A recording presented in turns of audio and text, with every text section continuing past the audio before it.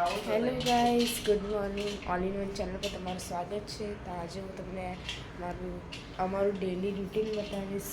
મારી mummy hello, good morning. મારી mummy અત્યારે વાસણ ધોવે છે અને હવે અત્યારે મમ્મી એમના માટે ચા બનાવશે અને મારા માટે દૂધ બનાવશે.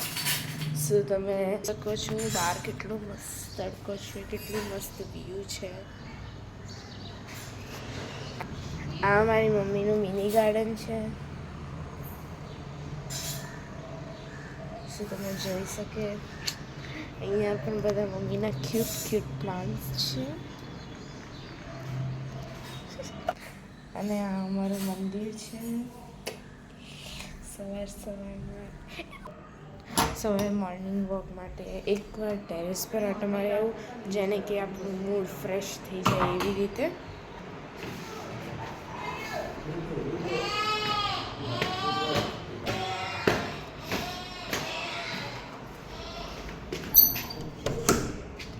તો આ અમારું ટેરેસ છે, તમે જોઈ શકે.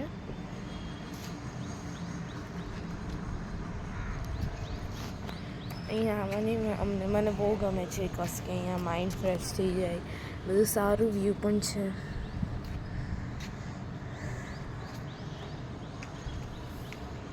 અને ઓલું જે ટેરેસ છે તે અમારું જ ટેરેસ છે, અમારી સામેવાળું. અને આ ઘર છે જે 4th વાળું, એ અમારું છે. તમે જોઈ શકો છો મારી મમ્મી ત્યાં કામ કરે છે. મમ્મી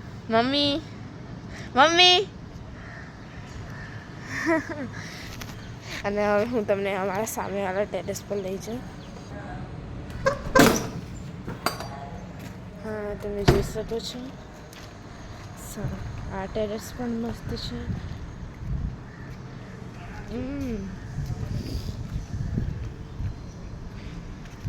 અને જેવી રીતના આપણે સામે જોયું હતું એવી રીતે આ સામે આપણે ઊભા હતા એ ટેરેસ છે. આ અમારા ઉપરના 2 ટેરેસ છે. અમે અહીંયા રેન્ટ પર રહીએ છીએ, અમારું પોતાનું ઘર નથી. હવે અમે નીચે જાઉં છું. હવે ચા વાપીને નાસ્તો કરશું આપણે. મમ્મીએ ચા બનાવવાનું ચાલુ કરી નાખ્યું છે. મમ્મીએ ચા બનાવે છે. એમણે મારા માટે બોર્નવિટાવાળું દૂધ બનાવ્યું છે અને પપ્પા માટે બનાના મિલ્ક. બસ કે પપ્પા નાસ્તો નથી કરતા, એટલે મમ્મી પપ્પા માટે બનાના મિલ્ક બનાવે છે. આ મમ્મી અત્યારે એમની ચા બનાવે છે. ચા બની જાય પછી આપણે બનાવવાની છે થેપલા. ટેસ્ટી અને હેલ્ધી.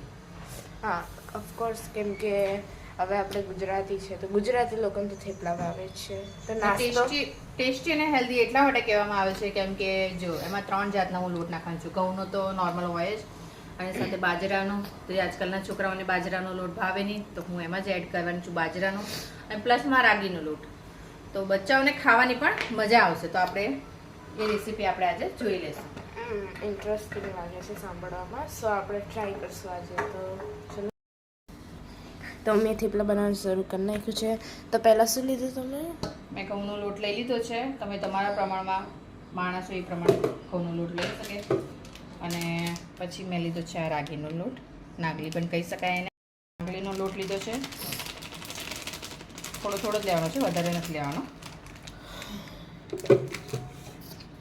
અને એ ચાળીને જ યુઝ કરવાનો છે. હવે લેશું આપણે બાજરાનો લોટ. બાજરાનો લોટ છે.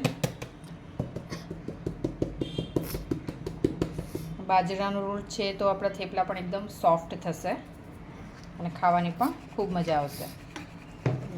તો તમારા ઘરમાં જો બાળકો ન ખાતા હોય તો તમે આ રીતે બનાવીને બાજરાનો લોટ અને રાગીનો લોટ તમે તમારા બાળકોને ખવડાવી શકે. તો હવે આપણે આમાં મસાલા કરવાના છે. તો હવે આપણે નમક નાખી દઈશું સ્વાદ અનુસાર. પછી હળદર, મરચું તીખું હોય તો ઓછું નાખજો, અને મીડિયમ હોય તો તમે વધુ નાખી શકે. પછી કસૂરી મેથી, તાજી મેથી હોય તો વધારે સારું, પણ મારા ઘરમાં મેથી નહીં હતી એટલે હું અત્યારે કસૂરી મેથી યુઝ કરી રહી છું. તો તમે એને આ રીતે ક્રશ કરીને નાખી શકે.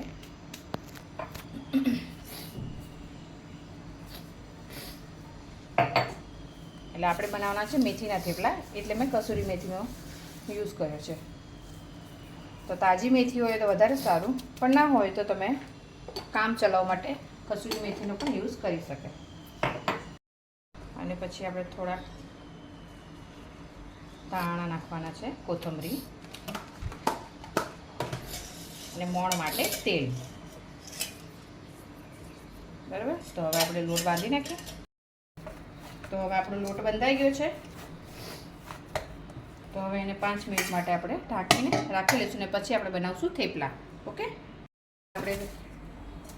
તો હવે આપણે થેપલા બનાવવાની શરૂઆત કરીએ અને ગેસ ચાલુ કરીને તવો મૂકી દીધો છે.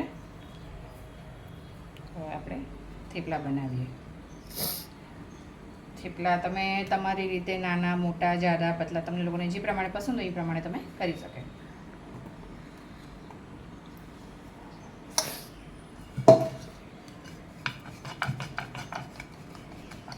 મારી મમ્મી તો ગોળ શેપમાં જ કરશે અને પતલા કરશે.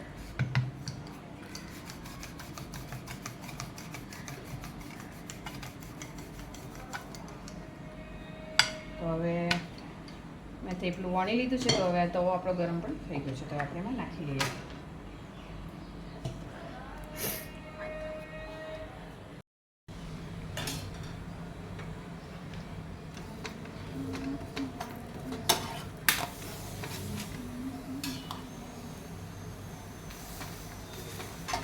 તો તમે જોઈ શકો છો કેટલા ટેસ્ટી લાગે છે થેપલા. થેપલા સાથે શું ખાવાનું? થેપલા સાથે તમે દહીં ખાઈ શકે, અચાર ખાઈ શકે, અને ચા ને દૂધ તો હોય જ આપણી સાથે. બાકી તમે અમે તો જો અત્યારે અમારી પાસે ખાટું અચાર છે. ખાટું? હા હા, ઘરે બનાવેલું. લાઈક મારી મમ્મીએ ઘરે બનાવેલું છે. તો અમે અચાર સાથે ખાશું તો આપણું આ થેપલું રેડી છે. ઓકે. વાવ. તમે જોઈ શકો છો અમે થેપલા બનાવીને અમે અથાણા સાથે ખાશું. આ છે મારું દૂધ. મમ્મીએ એમની ચા કાઢી અને આ ગરવામાં જે બહુ બધા થેપલા છે. સો હવે અમે નાસ્તો કરી લઈએ. નાસ્તો કરીને હું તમને પછી પાછી મળું. તો ગાઈઝ અમારું નાસ્તા પાણી થઈ ગયું છે. સો હવે મમ્મી જશે કપડાં ધોવા અને હું કરીશ કચરા પોતા. બસ કે અમારા ઘરમાં વોશિંગ મશીન નથી એટલે મારી મમ્મી હાથથી કપડાં ધોવે છે. કપડાં ધોવે છે ઘસીને. તો એ કેટલું ઘસીને ધોવે છે. પછી જો તમારા ઘરમાં પણ તમારી મમ્મી હાથથી કપડાં ધોતી હોય તો પ્લીઝ જરૂરથી કમેન્ટ કરજો.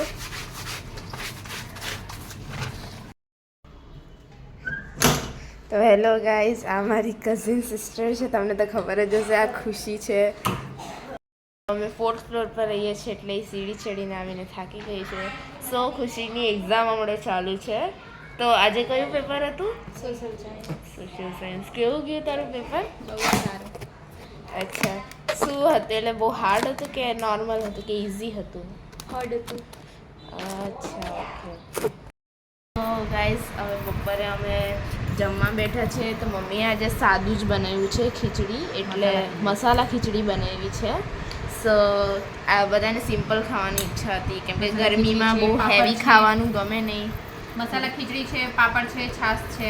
તમે પણ આવી જાઓ ખાવા. ફ્રેન્ડ્સ, તમે પણ આવી જાઓ ખાવા.